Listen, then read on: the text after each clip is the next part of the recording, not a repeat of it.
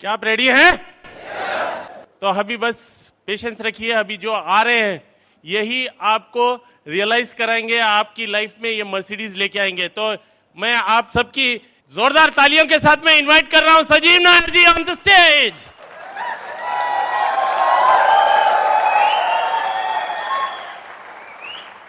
Alright, lives are changing, ये सबसे बढ़िया बात है। एक वीडियो शूट में मैं कर रहा था, यानी कि व्हाट इज एक्चुअली मोटिवेटिंग, मैं और एसपी जैसे लोगों को इस बिजनेस में क्या मोटिवेट करते हैं? पैसा, यस ऑफ कोर्स, पैसा तो चाहिए ही, लाइफस्टाइल। लेकिन अगर हम हर एक फैक्टर्स एनालाइज करें तो मैं डेफिनेटली नंबर 1 जो सिग्निफिकेंस जो देता हूं वो रिलेशन से, जो कनेक्टिविटी लोगों के साथ है। चाहे जितने भी बिजनेसेस आप करें, मेरा कुछ होटल्स का बिजनेस है, रिसोर्ट्स का बिजनेस है, हॉस्पिटल का बिजनेस है, आईटी का बिजनेस है, तो चाहे जितने भी बिजनेस आप करें, लेकिन उस बिजनेस में जो आपको कभी नहीं मिल सकता है और वो वहां पे मिल सकते हैं, वो जो कनेक्टिविटी और लोगों के साथ जो एसोसिएशन है, वो दूसरे कोई बिजनेस में नहीं मिल सकता है। आपसे कितने लोग ट्रेडिशनल बिजनेस में, मैं कह रहा हूं, आप एक्सेप्ट कर रहे हैं ना? इनफैक्ट दूसरे बिजनेस में, दूसरे जो ट्रेडिशनल बिजनेस जो होता है, वो सब बिजनेस में यू आर अलोन, आप अकेला है। And specially as an entrepreneur you are at the top, और आपको आपका पेन्स, आपका जो चैलेंजेस, आपका जो इश्यूज शेयर करने के लिए कोई भी नहीं है। आज के दिन में प्रोफेशनल मेंटर्स और प्रोफेशनल कोचेस तो है, लेकिन उतने ज्यादा कोचेस और मेंटर्स तो नहीं है इस देश में, नंबर 1। नंबर 2, उनका फीस बहुत ज्यादा है। तो अगर कोई दूसरा एंटरप्रेन्योर जो ये हमारा जो ऑर्गेनाइजेशन के बाहर का जो नॉर्मल ट्रेडिशनल एंटरप्रेन्योर, मेरे साथ 1 घंटे बैठने के लिए 25,000 मैं चार्ज करता हूं, तो हर एक के लिए तो ये पॉसिबल नहीं है। तो यानी कि एक एंटरप्रेन्योर बनने का मेजर चैलेंज होता है ट्रेडिशनल बिजनेस में, क्या है? Definitely you are alone. यही एक अपॉर्चुनिटी है, यही एक बिजनेस मॉडल है जहां पे आप जितने भी टॉप में जाए फिर भी आप कनेक्टेड है।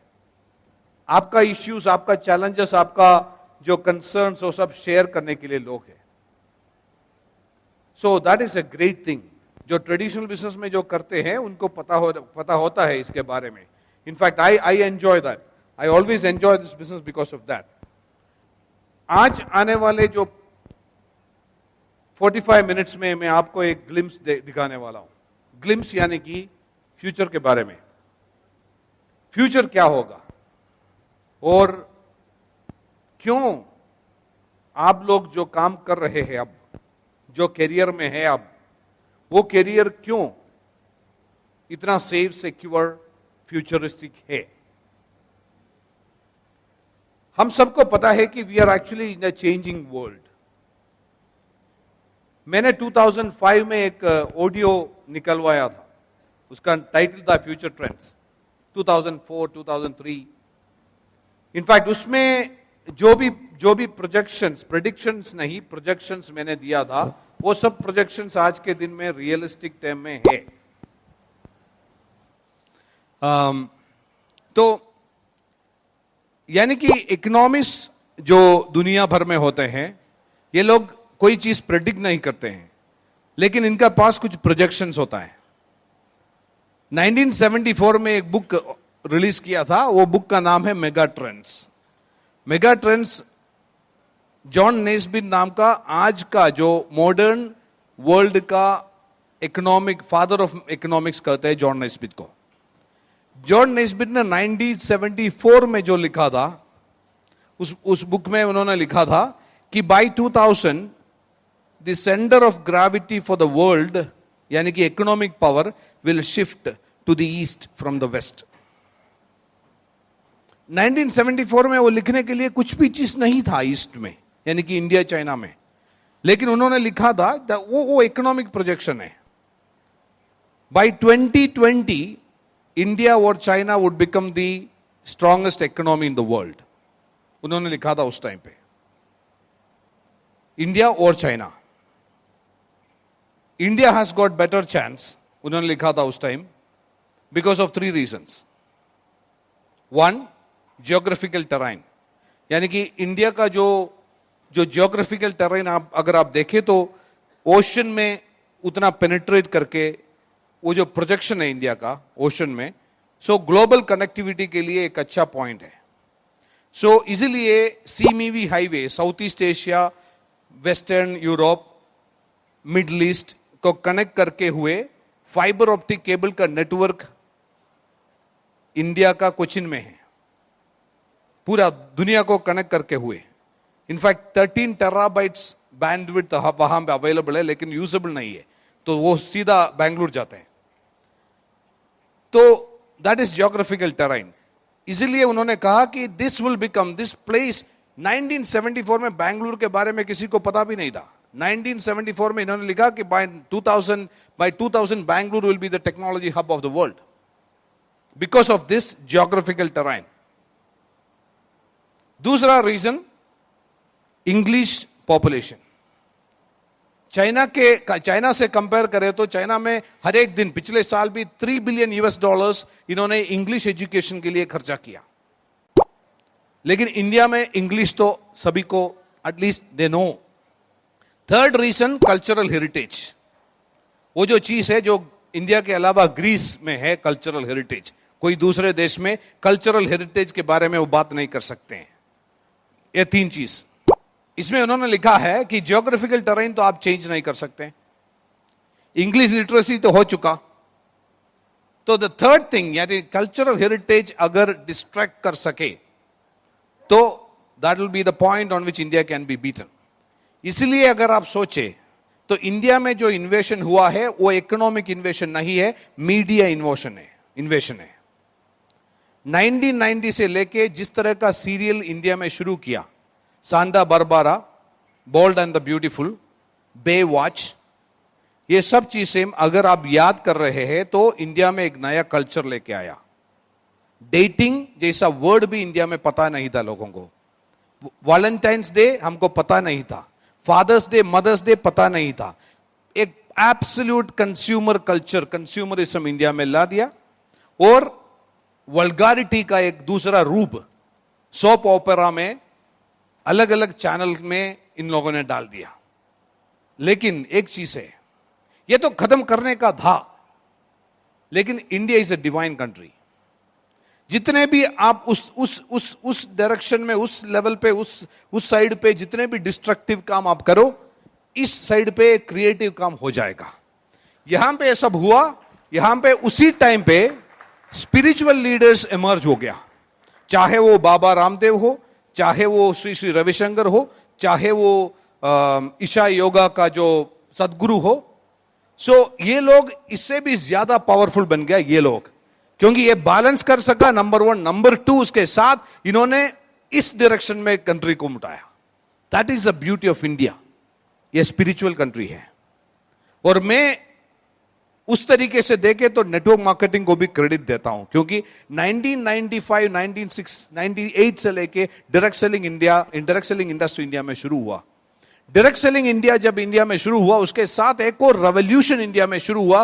वो रेवोल्यूशन था पॉजिटिव माइंडसेट का रेवोल्यूशन। आप सोच लो 1998-2000 के बाद हर एक बुक स्टॉल में अगर आप देखें तो 30% बुक्स पीएमए बुक्स था, पॉजिटिव मेंटल एटीट्यूड बुक्स। उसके पहले किसी को पता भी नहीं था। तो यानी कि हम ऐसे एक जगह पे है, ऐसे एक देश पे है, वो देश ऐसे ही बैलेंस कर सकते हैं। So that is an incredible thing. We should thank God for being in this country at this point of time. अब क्या होने वाला है, that's the next thing. So अब किसी को पता नहीं है इंडिया और China who is going to be stronger, nobody knows. There are predictions, there are estimates, पता नहीं क्या होने वाला है। वट एवर इट इज, पूरे दुनिया कंप्लीट एक चेंज में जा रहा है। कंप्लीट यानी कि इसको हम इंग्लिश में कहते हैं डिसरप्टिव चेंज। डिसरप्शन वो वर्ड का मीनिंग क्या है? अमूल चूल परिवर्तन। तो उस तरह का, यानी कि जो बिजनेस आप कर रहे थे वो बिजनेस टोटली डिफरेंट तरीके से आपको करना पड़ेगा। बिजनेस तो होगा ही। टैक्सी का बिजनेस देख लो। अब टैक्सी, जो लोग टैक्सी से ट्रैवल करते हैं उसका नंबर बढ़ गया या गिर गया? बढ़ गया। ऑटो से चलते थे वो लोग भी अब टैक्सी लेना शुरू कर दिया। लेकिन इंडिया में जो tour operator, taxi service operators जो थे वो सब खत्म हो गया। क्यों? उबर और ओला आ गया। तो क्या उबर और ओला ने क्या किया? नया एक बिजनेस खड़े कर दिया? नहीं। जो पुराना एक बिजनेस था वो करने का तरीका बदल दिया। इंडिया में हर एक देश में एयर ट्रैवल, फ्लाइट से ट्रैवल करने का लोगों का नंबर 100% बढ़ रहा है हर एक साल पे। पिछले साल से 100% ज्यादा है। लेकिन पूरे ट्रैवल एजेंसी बंद हो गया। मेक माई ट्रिप, क्लियर ट्रिप, और ट्रिप, एयर ट्रिप आप भी ऑनलाइन ही कर रहे हैं। सो यानी कि बिजनेस तो बढ़ गया लेकिन बिजनेस करने का तरीका बदल गया। यह हमको समझना चाहिए, चाहे वो डायरेक्ट सेलिंग में हो, चाहे वो जो भी बिजनेस में हो। नाउ अगर आप देखें तो 80s और 90s में हम इंडस्ट्रियल एज में थे। उसके पहले हम फार्मिंग एज में थे, एग्रीकल्चरल एज में। एग्रीकल्चरल एज में हम सभी लोग, जो भी लोग एग्रीकल्चरल एज में उस टाइम पे मेजॉरिटी लोग फार्मिंग करते थे। और उसके बाद आ गया इंडस्ट्रियल एज। इंडस्ट्रियल एज में क्या हुआ? वही लोगों से कुछ लोगों ने लेबर बन गया। एम्प्लॉयमेंट जैसा एक चीज पहली बार दुनिया में आ गया इंडस्ट्रियल एज में। Employment was the product of industrial as. और 2000 तक चला industrial as. In fact 90s, last of 90s। तो उस टाइम दुनिया भर में कहना शुरू कर दिया इंडस्ट्रियल एज खत्म हो गया, एक नए एज शुरू कर रहे हैं, उसका नाम है इंफॉर्मेशन एज। सो 2000 से लेके हम इंफॉर्मेशन एज में पहुंच गया। इंडस्ट्रियल एज, एग्रीकल्चरल एज का प्रोडक्ट्स जो था फार्मर्स थे। इंडस्ट्रियल एज का प्रोडक्ट्स एम्प्लॉयज। इंफॉर्मेशन एज का प्रोडक्ट्स है एंटरप्रेन्योर्स। इनफैक्ट टेक्नोलॉजी प्रेडिक्शंस उस टाइम पे 2000 में कह रहे थे कि 2050 तक दुनिया इंफॉर्मेशन एज में चलेंगे। लेकिन आज के दिन में बड़े बड़े कॉन्फ्रेंसेस में चर्चा चल रहा है कि we are actually getting out of information age. क्योंकि information has become so much. हर एक चीज के ऊपर आपको क्या इंफॉर्मेशन चाहिए? आपके पास अगर आईफोन है तो आप आईफोन का बटन 1-2 सेकंड के लिए दबाओ तो सिरी ऑन हो गया। सिरी से पूछ लो आप कहां हो, सिरी कहेगा आप कहां है। सिरी एक आर्टिफिशियल इंटेलिजेंस है, पता है ना आपको? पता है या नहीं? कुछ लोगों को पता है। और सिरी से बार बार 2-3 चीज पूछ लो, सिरी आपको गाली देंगे। कल रात मुझे गाली दिया, you humans have got such indifferent names. वो कह रहा है, वो मुझे डिक्टेट कर रहा है। ब्लडी फूल नहीं बोला, वो तो आएगा, अब डेफिनेटली आएगा। तो यानी कि हम एक्सपीरियंस तो कर रहे हैं इसके बारे में। तो यानी कि इंफॉर्मेशन इतना ज्यादा है, हर एक चीज के लिए आपको जो भी इंफॉर्मेशन चाहिए आपका इससे मिल सकता है। So now the world is going to change into a new phase. इसीलिए कह रहा है कि 2020 से लेके हम एक नए युग में शुरू होने वाला है। युग का नाम है कॉग्निटिव एज।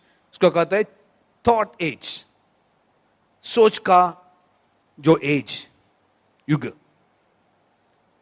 तो यानी कि आप वेयरेबल के बारे में सुना है? वेयरेबल यानी कि जो चीज आप, सैमसंग का वेयरेबल होता है, बहुत सारे कंपनीज का वेयरेबल होता है। वेयरेबल्स आपका हार्ट रेट मेजर करते हैं, प्रेशर मेजर करते हैं, ईसीजी मेजर करते हैं। और आपका मोबाइल के अंदर एक ऐप होगा और आप ये वेयरेबल से कनेक्टेड होगा और आप में आप देख सकते हैं आपका ईसीजी क्या है, आपका प्रेशर क्या है, जो भी अवेलेबल है मार्केट में अब। ओके, अब ये तो आपको पता है। Now the wearables are going to be controlled by the thoughts. तो आप सोचेंगे और सोच के मुताबिक वेयरेबल काम करेंगे। सो ये एक नए युग, नए एज में हम एंटर करने वाला है. Now what are going to be the changes? Number 1, artificial intelligence. एक चीज आपको पता होना चाहिए, एक फ्यूचरिस्ट का दुनिया भर में बहुत मशहूर एक फ्यूचरिस्ट है, उन्होंने कहा आज के दिन में जो बच्चे स्कूल में जा रहे हैं, जब वो स्कूल से बाहर आएंगे तो जो जॉब और कैरियर उस टाइम दुनिया में होंगे, वो जॉब और कैरियर आज के दिन में दुनिया में 100% एब्सेंट है. यानी कि you can not even see और think about that kind of a career. सोच लो 20 साल पहले किसी ने मोबाइल के बारे में सोचा? नहीं. आज मोबाइल टेक्नोलॉजी में बहुत सारे लोग काम कर रहे हैं. 20 और 25 साल पहले किसी ने किसी कॉलेज में पढ़ने के टाइम पे मोबाइल टेक्नोलॉजी नाम का एक चीज भी पता नहीं था. सो हम स्कूल में बच्चों को भेज रहे हैं, लेकिन जब वे ग्रेजुएट होकर बाहर आएगा तो वो पहुंचने वाला है एक सिचुएशन में जहां पे आज के दिन में जो भी कैरियर और प्रोफेशन है उसे कोई लेना देना नहीं होगा. उतना चेंज लाने आने वाला है. Artificial series and artificial intelligence. Artificial intelligence में क्या होने वाला है? अब क्यों स्नैपडील 40% लोगों को निकलवा दिया? अब क्यों इन्फोसिस हर एक दिन लोगों को निकलवा रहा है? महिंद्रा टेक सत्यम को टेक ओवर कर दिया. महिंद्रा एंड महिंद्रा ग्रुप, उन्होंने 30% लोगों को निकलवा दिया. अब क्यों? क्योंकि आईटी इतना एक्साइटिंग प्रोफेशन था. आज नहीं. क्यों? प्रोग्रामर्स चाहिए था आपको प्रोग्राम लिखने के लिए. आज प्रोग्रामर्स की जरूरत नहीं है, प्रोग्राम ही प्रोग्राम लिखेंगे. That is called artificial intelligence. So सवाल यह होता है कि ह्यूमन इंटरवेंशन कहां पे हो सकता है? ह्यूमन इंटरवेंशन एक ही पॉइंट पे हो सकता है जहां पे प्रोग्राम बनाएंगे, प्रोग्राम लिखेंगे, और किस तरह का प्रोग्राम किस तरह का लोगों के लिए सूटेबल होगा, उसके बारे में अगर कोई इमोशनल डिसीजन लेना है तो ह्यूमन ब्रेन की जरूरत है. याद है तुमको ईपन रमेश के दोस्त ईपन, वो एक काम में. तो यानी कि ये एक अलग दुनिया में हम जाने वाला है. अब रोबोटिक्स, सर्जरी तो करना शुरू कर दिया. ह्यूमन डॉक्टर्स जो होता है ना, ह्यूमन डॉक्टर्स, अब तो ऐसे कहना पड़ेगा, ह्यूमन डॉक्टर्स जो सर्जरी करते हैं उससे भी 1000 गुना प्रिसिशन और एरर फ्री है रोबोटिक सर्जरी. सो हर एक हॉस्पिटल में, बड़े बड़े हॉस्पिटल में रोबोटिक सर्जरी तो शुरू हो गया. सवाल यह होता है कि डॉक्टर्स का क्या होगा, सर्जन का क्या होगा? तो यानी कि आने वाले दिनों में सर्जरी तो रोबोट्स करेगा. यह तो नक की बात है, पक्की हो गया, हो चुका. तो सर्जन क्या करेंगे? In fact actually futures surgeons are not going to be doctors. Future surgeons are going to be robotic engineers. Okay. Medical technology, एक ही डॉक्टर है ना यहां पे? कोई एक ही डॉक्टर है? आप ही है. With due respect, medical profession के क्या होने वाला है हम सोच लें. क्योंकि अब भी हमारे मन में बच्चों के लिए एक डॉक्टर बनाना हमारा ड्रीम है. बहुत सारे लोगों का, हमारा नहीं है, बहुत सारे लोगों का. एक तरफ से रोबोट्स सर्जरी शुरू करेंगे, दूसरी तरफ से नैनोबोट्स आ चुका है. नैनोबोट्स जो होता है माइक्रोस्कोपिक रोबोट्स है, उसको नैनोबोट्स कहते हैं. ये नैनोबोट्स क्या काम करते हैं? नैनोबोट्स को आप वेन में डालता, वेन में आप इंसर्ट करो और प्रिसिशन शूटिंग में वो नैनोबोट्स टारगेट कहां पे है वो टारगेट पहुंचाएंगे. हमारा ब्रेन कितना डिस्टर्ब्ड है आपको पता है? अब सभी का अटेंशन वहां पे चलेंगे. तो यानी कि जो नहीं चाहिए उसके लिए ब्रेन तड़प रहा है. समझ गया? Proven point. तो वहां पे जो भी चल रहा है उसे हमारा क्या लेना देना है? We don't want to do anything with that. Anyway, we are not going to be a carpenter anyway. Now, nanobots आप वेन से इंसर्ट करो और आप कह दो कि ये नैनोबोट्स आप प्रिसिशन शूटिंग में आप हार्ट में यानी कि वेन में कुछ ब्लॉक है तो ये नैनोबोट्स जाके रिपेयर करेंगे। और प्रिसिशन शूटिंग नैनोबोट्स भी आ चुका है। आपका ग्लूकोसामाइन है ना, ग्लूकोसामाइन आप खाए, बहुत बढ़िया है। खाने के बाद क्या होता है आपके बॉडी के अंदर, एक ग्लूकोसामाइन आपका ब्लड में डिस्ट्रीब्यूट होता है और ब्लड में ग्लूकोसामाइन के साथ जो HCl है, ग्लूकोसामाइन HCl, वो HCl ग्लूकोसामाइन को लेके टारगेट शूटिंग यहां पे जो कार्टिलेज में जाके डालते हैं।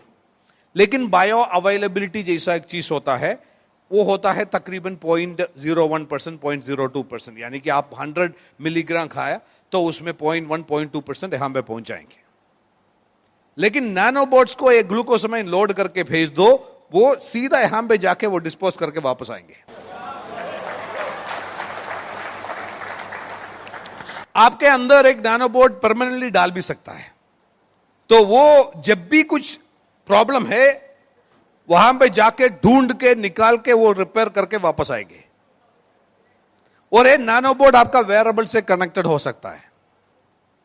तो यानी कि आपको ECG का कुछ चेंजेस आप देख रहे हैं आपका मोबाइल पे अलर्ट आ गया, देखा तो आपका ECG वेरी हो रहा है, तो इमीडिएटली आप एक बार सोच लो कि लेट्स रिपेयर दिस। वो सोच आपका वेयरेबल कन्वर्ट करके नैनोबोट को इंस्ट्रक्शन दे देंगे, नैनोबोट जाके वहां पर रिपेयर करके वापस आएंगे। सवाल है कि डॉक्टर का काम क्या है। अब सुनो तीसरी सिचुएशन, जेनेटिक री इंजीनियरिंग तो बहुत जबरदस्त तरीके से चल रहा है। जीनोम 5 साल पहले या 10 साल पहले एक तो ड्रीम था, जीन टेस्टिंग। एक शख्सियत का जीन टेस्टिंग करने के लिए तकरीबन $10,000 की जरूरत था। याद है ना, हम टेस्ट किया यूज में, $10,000 की जरूरत था। और आज के दिन में $1,000 में आप टेस्ट कर सकते हैं जेनोम। लेकिन जेनोम का एक चैलेंज था, क्रॉस बॉर्डर नहीं कर सकते थे, यानी कि इंडिया से आपका जेनोम लेके, जीन्स लेके US में जाके टेस्ट नहीं कर सकते थे। Now genome borders are going to be opened, तो यानी कि genome testing is going to be open. जैसे आपका ब्लड टेस्टिंग होता है ना, इसी तरीके से आप जीन टेस्ट कर सकते हैं। आने वाले दिनों में $100 में आप जीन टेस्ट कर सकते हैं, तो $5,000 में आप जीन टेस्ट कर सकते हैं। $5,000 आज के दिन में, मैं सोच रहा हूं वो 3,000 और 2,000 भी हो सकता है, यानी कि हमारा करेंसी तो स्ट्रांग हो रहा है, Indian currency. Now gene test करके क्या करना है, आपका जो भी डिजेनरेटिव डिसीजेस है, चाहे वो डायबिटीज हो, ब्लड प्रेशर हो, कैंसर हो, जो भी हो, ये सब जेनेटिकल प्रीडिस्पोजिशन है। जेनेटिकल प्रीडिस्पोजिशन हमारे ऊपर है क्योंकि हम सब 8,000 जनरेशंस का जीन्स हम कैरी कर रहे हैं। 8,000 जनरेशन का जीन्स कैरी करे तो कोई ना कोई तो कैंसर पेशेंट तो होगा ही, कोई ना कोई तो डायबिटिक पेशेंट तो होगा ही। तो हमारे पास है वो सब चीज, क्या, डायबिटीज, कैंसर, ब्लड प्रेशर, ये सब चीजों का, अल्जाइमर, ये सब चीज हमारे पास है। लेकिन कुछ लोगों को कैंसर मैनिफेस्ट होता है, कुछ लोगों को डायबिटीज मैनिफेस्ट होता है। क्यों? क्योंकि इसको कहता है जीन एक्सप्रेशंस। वो जीन एक्सप्रेस होता है उसमें, उस शख्सियत में उस जीन का एक्सप्रेशन होता है, इसको जीन एक्सप्रेशन कहता है। जेनेटिकल प्रीडिस्पोजिशन है, उसके ऊपर जीन एक्सप्रेशन होता है। तो हम इस जेनोम एज में क्या कर सकते हैं, इसमें क्या होने वाला है कि जीन, आपका जीन प्रीडिस्पोज, जेनेटिक प्रीडिस्पोजिशन आपको टेस्ट करके आपके पास एक रिजल्ट है, तो वो जेनेटिक प्रीडिस्पोजिशन लेके आप जीन एडिटिंग कर सकता है। Gene editing labs already have come in India. तो आपके जीन में सपोज कैंसर का प्रीडिस्पोजिशन है, तो वो एडिट करके रिमूव कर सकता है। दूसरी बात, न्यूट्रिशनल मेडिसिन और न्यूट्रिशनल सप्लीमेंट्स जो हम दे रहे हैं, अब तो हम दे रहे हैं स्पिरुलिना खाओ, नोनी खाओ, ये खाओ, वो खाओ। लेकिन आने वाले दिनों में मुझे 100% यकीन है कि वेस्टी जैसे कंपनी भी ये करने वाला है कि क्योंकि दे आर फ्यूचरिस्टिक, हर एक के लिए पर्सनलाइज्ड न्यूट्रिशनल पैकेजेस बन जाएंगे, क्योंकि हर एक का रिक्वायरमेंट अलग होगा। जब आपका एक जीन टेस्टिंग हो चुका तो आपका रिक्वायरमेंट क्या है एग्जैक्टली प्रेडिक्ट कर सकते हैं। तो आपके लिए 1 महीने के लिए हर एक दिन क्या खाना है उसका एक पैकेट आपके आपके आपके घर पे पहुंचाएंगे। कैसे होगा? इसको कहते हैं पर्सनलाइज्ड न्यूट्रिशन। ओके, तो इसे क्या होने वाला क्या है? It is said that bye 2028 cancer, diabetes, heart attack, Alzheimer's, Parkinson's, इस तरह का जो डिजेनरेटिव कंडीशन है, पॉसिबल है कि ये सब निकल जाएंगे। सो एक तरफ से न्यूट्रिशनल बैकअप, दूसरी तरफ से जीन एडिटिंग, ये आने वाले दिन है। तो यानी कि आज का मेडिकल प्रोफेशन में जो पढ़ रहे हैं, जो प्रैक्टिस कर रहे हैं, 5 साल के बाद उसमें कोई लेना देना नहीं होगा। हर एक शख्सियत अपने खुद का तबीयत का डॉक्टर बन जाएंगे। इनफैक्ट हम न्यूट्रिशनल सप्लीमेंट का जो मार्केट ओपन किया इंडिया में, उस दिन से लेके कितने लोग आपने कंट्रोल आपके हाथ में ले चुका है। तो वो शुरुआत था, अब रेवोल्यूशनरी मॉडल आ रहा है। स्टेम सेल आपको पता है, क्योंकि आप एक प्रोडक्ट यूज कर रहे हैं स्टेम सेल वाला। कौन सा? Formula, skin formula. So stem cell भी एडवांस टेक्नोलॉजी है। तो what you are say what we are seeing is the medical technology is going to completely change. और एक और चीज, आज एक नए प्रोडक्शन मैन्युफैक्चरिंग का जो तरीका है ना, मैन्युफैक्चरिंग पूरी तरीके से डिस्टर्ब होने वाला है। जो भी लोग मैन्युफैक्चरिंग इंडस्ट्री में है, यहां से कितने लोग हैं मैन्युफैक्चरिंग इंडस्ट्री में? आप कुछ सीरियसली सोचना चाहिए, मैं जो कहने वाला हूं वो सुनने के बाद। इनफैक्ट आने वाले 5 साल के अंदर मेजॉरिटी ऑफ द थिंग्स, चाहे वो एक कप यानी कि कॉफी मग हो, चाहे आपका घर का जो चाय बनाने वाला वेसल हो, मेजॉरिटी ऑफ द थिंग, चाहे आपका ड्रेस हो, मेजॉरिटी ऑफ द थिंग्स आने वाले 5 साल के अंदर आपके बैकयार्ड में बनाएंगे, घर के बैकयार्ड में। वो कैसे हो सकता है? हर एक शख्सियत विल बिकम ए मैन्युफैक्चरर। कैसे? उसको कहते हैं 3D प्रिंटिंग। 3D प्रिंटिंग थोड़ी है, 3D printing is manufacturing. 3D printing is almost like a printing, लेकिन आप जो भी रॉ मटेरियल डालते हैं ना, वो रॉ मटेरियल के मुताबिक प्रोडक्ट बाहर आता है। जो भी चीज आपको चाहिए, सिर्फ एक इमेज चाहिए उसका। 3D प्रिंटिंग, कितने लोग सुना है 3D प्रिंटिंग के बारे में? ऑलराइट, आपको पता है दिल्ली में कितने 3D प्रिंटर्स है, 3D प्रिंटिंग कंपनीज? आई अस्यूम मोर देन 100 ऑलरेडी। लेकिन एडवांस टेक्नोलॉजी क्या होने वाला है? 3D printing can manufacture your organs. Already हो चुका। हर एक ऑपरेशन थिएटर में एक 3D प्रिंटर होगा, उसमें आपका स्टेम सेल डालेंगे और वो स्टेम सेल को मल्टीप्लाई करेंगे। आपको किडनी चाहिए तो किडनी बना के आपको दे देंगे। ऑर्गन ट्रांसप्लांट के लिए आप वेट करने की कोई जरूरत नहीं होगा, वो भी बहुत सस्ता भी होगा। In fact, the healthcare industry will completely get disrupted. जो भी आप देख रहे हैं वो पूरा चीज चेंज हो जाएगा। मैं हर एक इंडस्ट्री की बात करना है तो मुझे एक पूरा दिन चाहिए।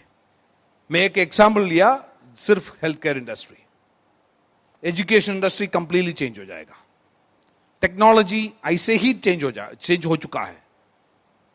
सो क्या ये सब कहां लेके चल रहा है? एक तरफ से आपका जो जेनेटिक टेस्टिंग, जीनोम टेस्टिंग, वो बहुत सस्ता बनने वाला है। Who knows, after 2 or 3 years, Vestige come out with the gene testing kits. हो सकता है, that's going to be common. ये सब फ्यूचरिस्टिक है। जब आपका इंडस्ट्री का जो कंपनी का जो ऑब्जेक्टिव ही वेलनेस है, तो ये सब हो सकता है। नाउ एक तरफ से जीनोम टेस्टिंग, दूसरी तरफ से आपका नानोबोट्स, तीसरी तरफ से रोबोटिक सर्जरीज, ऑर्गन ट्रांसप्लांट्स, सब मिला के what's going to happen? Doctor गया हो तो गया, उससे भी बढ़िया बात आपके बारे में सोच लो। 1980 में एवरेज लाइफ स्पैन वाज 45। 1980 2000 में इंडिया में एवरेज लाइफ स्पैन 60 हो गया। आज के दिन में, यानी कि पिछले महीने इंडिया का जो रेटिंग है उसके मुताबिक इंडिया में एवरेज लाइफ स्पैन 66 है। यानी कि 2025 में प्रिडिक्शन है कि 75 का ऊपर होगा average life span. So average life span 75 का ऊपर होगा. That means you are going to see lot of people who are sitting here will be crossing 100.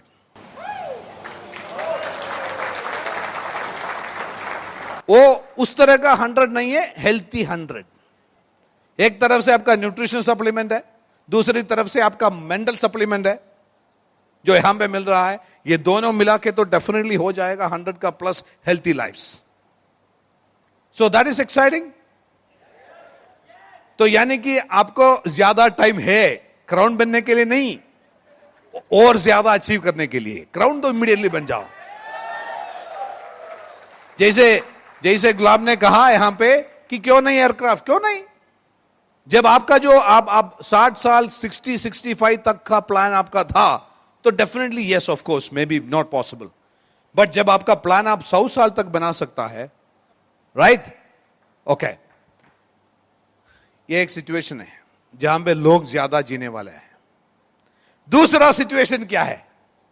दूसरा सिचुएशन यह है कि आपका आर्टिफिशियल इंटेलिजेंस और रोबोटिक्स, ये दोनों एक मेजर चैलेंज दुनिया में क्रिएट करेंगे. वो क्या है? Unemployment. By 2025 60% of all the jobs will be lost. मुझे तो लग रहा है 2025 तक जाने की जरूरत नहीं है, अभी वो सिम्टम्स देखना शुरू कर चुका. People are losing jobs left, right, centre, upper and middle and lower, anywhere. So unemployment is going to be a big thing. So poverty उसके साथ बन जाएगा, हो जाएगा? नहीं. That's a good news. क्योंकि अब दुनिया एक नेक्स्ट इकोनॉमिक रेवोल्यूशन में चल रहा है. उसको कहते हैं कैपिटल अबंडेंस. कैपिटल अबंडेंस यानी कि क्या कहते हैं, आज के दिन में पूरे दुनिया में जितने भी कॉर्पोरेट्स है, जैसे कि आपका IBM, माइक्रोसॉफ्ट, इन्फोसिस, TCS, जो भी बिग कॉर्पोरेट्स है, एक कॉर्पोरेट्स के हाथ में जो रिजर्व्स बनाया हुआ है, रिजर्व्स यानी कि उनका जो प्रॉफिट, डिविडेंड पे आउट और सब करने के बाद बैलेंस शीट में जो रिजर्व दिखाता है, वो पूरा रिजर्व एंटायर ग्लोबल GDP जो होता है ना, ग्लोबल GDP यानी कि पूरे दुनिया में जितने भी लोग हैं, वो सभी लोग जितने भी इनकम कमा रहा है वो सब इकट्ठा करे तो जितना भी होगा वो उसको कहते हैं ग्लोबल GDP. वो ग्लोबल GDP का 8 गुना, 8 टाइम्स अब कॉर्पोरेट रिजर्व में है. सो यानी कि the world is a rich place now. 2025 में ये तकरीबन 20 गुना हो जाएगा. So there will be lots of money. That is called capital abundance. Lots of money. इसका नमूना क्या है? आज का न्यूज़पेपर पढ़ लो. सॉफ्ट बैंक ने 2.7 बिलियन फ्लिपकार्ट में डाल दिया. आज फ्लिपकार्ट जो 2800 करोड़ लॉस में चल रहा है कंपनी, उसके ऊपर किसी ने आके तकरीबन 15,000 करोड़ डाल दिया. क्या वो स्टूपिड है? नहीं. They are all investing for the future. So much of abundance is there. एक तरफ से हम कह रहे हैं ना जॉब लॉस हो रहा है, दूसरी तरफ से कैपिटल अबंडेंस ही हो रहा है. जॉब तो लॉस हो रहा है, लेकिन एक दूसरी चीज यहां पे क्रिएट हो रहा है. वो क्या है? फ्लिपकार्ट आ गया. फ्लिपकार्ट में लोगों का जॉब लॉस हो रहा है. स्नैपडील में ऑलरेडी 50% लोगों को उनको ने निकलवा दिया. लेकिन फ्लिपकार्ट में जो चीज आपको मिल रहे हैं ना ई कॉमर्स से, वो कौन प्रोड्यूस करता है? फ्लिपकार्ट कुछ भी प्रोड्यूस नहीं करते. वो छोटे मोटे माइक्रो एंटरप्राइजेस प्रोड्यूस करते हैं. इनफैक्ट फ्लिपकार्ट हैज क्रिएटेड तकरीबन 10 lakh micro enterprises. So that means यहां एक तरफ से एम्प्लॉयमेंट निकल जा रहा है, लेकिन दूसरी तरफ माइक्रो एंटरप्राइजेस ओपन हो रहा है. आपके जो देहरादून में कोई सपोज एक चूड़ीदार का शॉप वहां पे ओपन किया और बहुत सारे पैसे इन्वेस्ट किया और शुरू कर दिया, लेकिन उनको ऑर्डर नहीं मिल रहा है क्योंकि कोई लोग तो ऑनलाइन परचेज कर रहे हैं. If she is stupid she will continue the shop. If she is brilliant, वो क्या करेंगे, वो शॉप बंद करके उसके घर से ही वही चूड़ीदार वो मैन्युफैक्चर करके प्रोड्यूस करके फ्लिपकार्ट या कुछ ऑनलाइन मार्केट प्लेस से वो बेचेंगे. समझ गया? तो entrepreneurship is growing every day. Employment is just becoming diminishing. तो आने वाले दिनों में एम्प्लॉयमेंट जैसा एक चीज कंप्लीटली निकल जाएगा. माइक्रो एंटरप्राइजेस का दुनिया होगा. और हम क्या कर रहे हैं?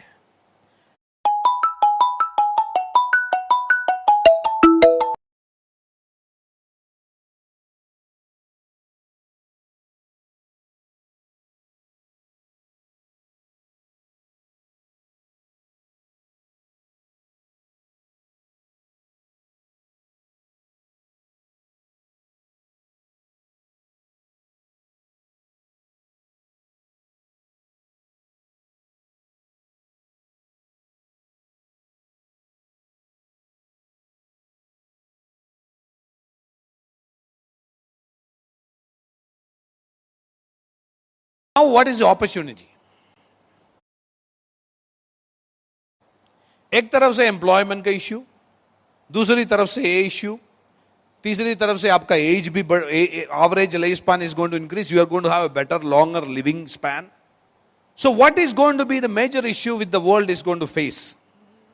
दे say the highest reason, the highest number one reason for death in the world by 2028, the number one reason for death will be obesity. क्योंकि लोगों के पास बहुत टाइम है, काम नहीं है, पैसा है, ज्यादा खाएंगे, सिंपल बात है. Obesity. Number two reason for maximum number of death by 2028 will be suicide. Because of isolation and depression. हम इंडिया में वो देखना शुरू कर दिया. बहुत सारे लोग डिप्रेशन में चलना शुरू कर दिया है. क्यों? क्योंकि economic disparity will be very high. The difference between rich and the poor will be very high. Haves and have nots, ये मेजर एक इश्यू बनने वाला है. Distribution of wealth will be a challenge. जो भी इस समस्या या चैलेंज का सॉल्यूशन निकालेंगे वही होगा फ्यूचर का इंडस्ट्री.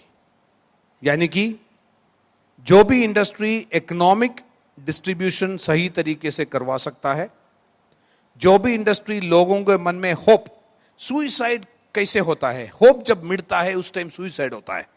डिप्रेशन कैसे होता है, जब होप कम होता है डिप्रेशन ज्यादा होता है.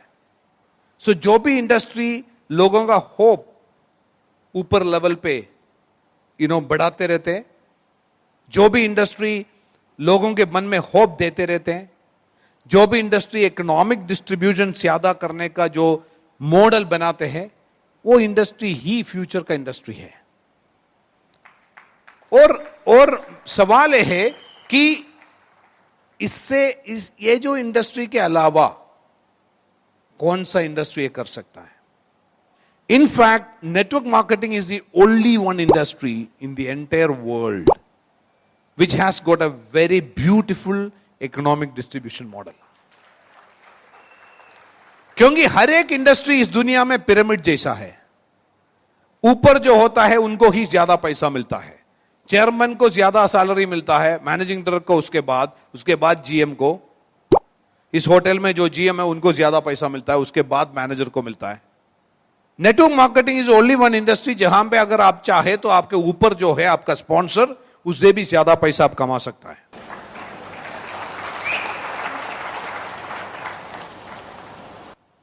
Even distribution of wealth.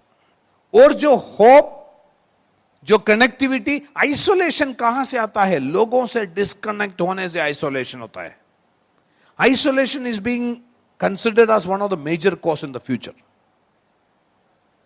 लेकिन ये एसोसिएशन जो होता है विनिंग टीम के अंदर, this will never produce isolation. तो यानी कि अगर पूरी साइंटिफिक इकोनॉमिक तरीके से अगर आप देखें, और जितने भी टेक्नोलॉजिकल डिसरप्शंस इस दुनिया में आ जाए, एक चीज को सब्स्टिट्यूट नहीं कर सकते हैं। उसके ऊपर आईबीएम काम तो कर रहे हैं, लेकिन मुझे यकीन है कि 100% वो सक्सेसफुल नहीं बन सकते हैं। वो चीज है पर्सनल टच, जो इमोशनल एक्सचेंज। वो चीज कभी सब्स्टिट्यूट नहीं हो सकता है।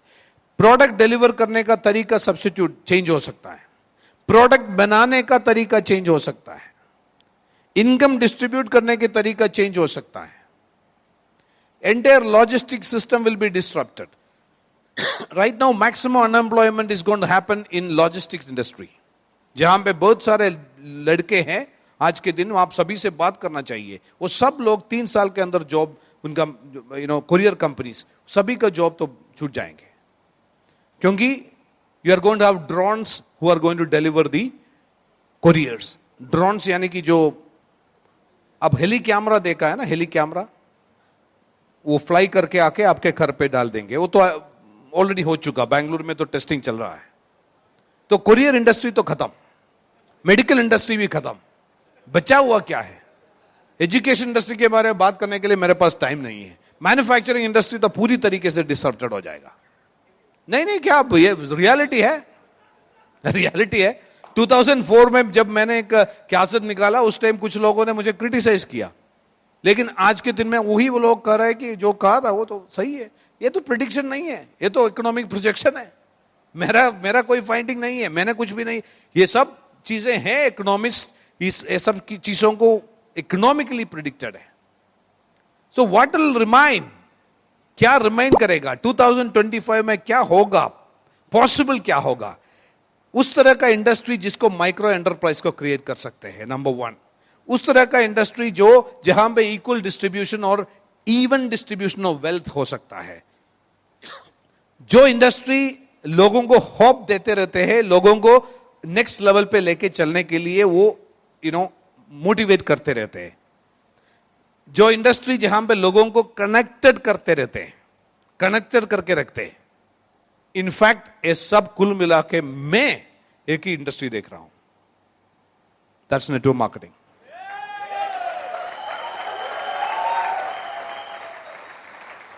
सो अगर आप सही तरीके से सोचो, तो जैसे फ्यूचरिस्टिक तरीके से आप you have to understand one thing, what is wealth?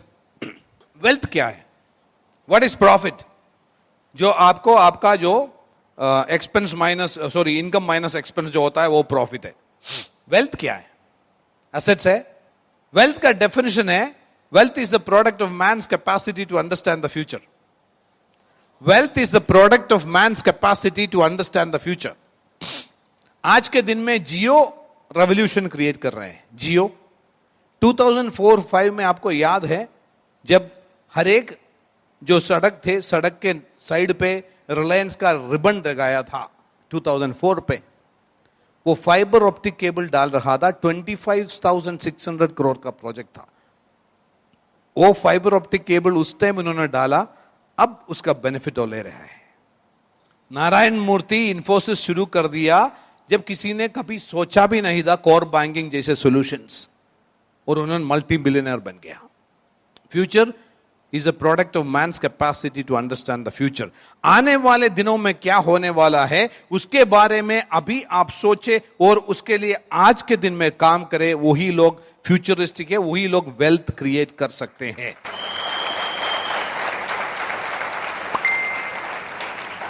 मैं सरप्राइज नहीं हूंगा जब सेंट्रल गवर्नमेंट एक गाइडलाइन और लॉ ये सब लेके आने के बाद, मैं सरप्राइज नहीं होगा उस दिन। मैं 10 साल पहले भी ये कहा था, ऐसे एक दिन होगा जहां पे मेजर मैनेजमेंट इंस्टीट्यूट्स का जो जो ग्रेजुएट करके हुए जो भी लोग आएंगे, उनके लिए प्रेफरेंस नंबर 1 होगा ये इंडस्ट्री। इसमें सेंस ऑफ प्राइड, इसमें उस तरह का चीज बिल्डअप हो रहा है। और मैं कह सकता हूं कि if you really wanted to make a futuristic career, futuristic profession, the most safe, the most secure, the definite futuristic profession यही है। बिल गेट्स से पूछा था, what is the reason behind your success? उन्होंने कहा, I was in the right business, the right time, with the right kind of people. मैं सही business पे, सही टाइम पे, सही लोगों के साथ आया. तो सही बिजनेस पे, सही टाइम पे, सही लोगों के साथ आना, दैट्स अ लक. एक मैनेजमेंट कंसल्टेंट जो हार्वर्ड बिजनेस स्कूल से है, उन्होंने कहा, बिल गेट्स ने एक पॉइंट मिस कर दिया. It is not enough to be in the right business in the right time with the right kind of people. You should know that you are in the right business, the right time, with the right kind of people. तो आज के बाद आप ये कह नहीं सकते कि मुझे पता नहीं था.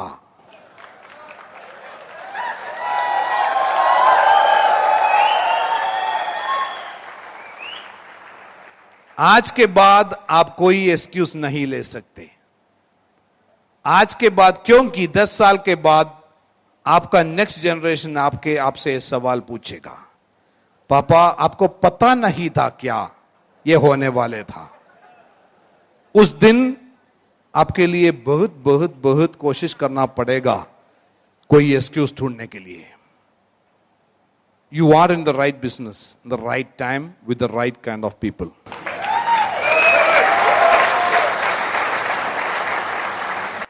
I had a mission, Bill Gates ने कहा, and I put in massive action. So सही बिजनेस में सही टाइम पे सही लोगों के साथ आना, वो कोइंसिडेंस है, लक है. आपको उसके बारे में पता होना, वो आपका इंटेलिजेंस है. वो इंटेलिजेंस में आपको दे दिया. नाउ दो और चीज है इसमें. I had a vision, I put in massive action. मुझे एक विजन था, मैं मैसिव एक्शन पे डाल दिया. ये दोनों चीज आपके ऊपर है. क्या आपका विजन क्या है, कहां पे आपको पहुंचना है, क्या आपको अचीव करना है, what do you want to achieve in your life? It's entirely up to you. And to put in massive action day after day, morning after morning, evening after evening. Putting that massive action is entirely up to you. Nobody can stop you. Nobody can actually replace you. Nobody can step on your foot. Nobody can come and substitute. It's all up to you. God bless. All the best.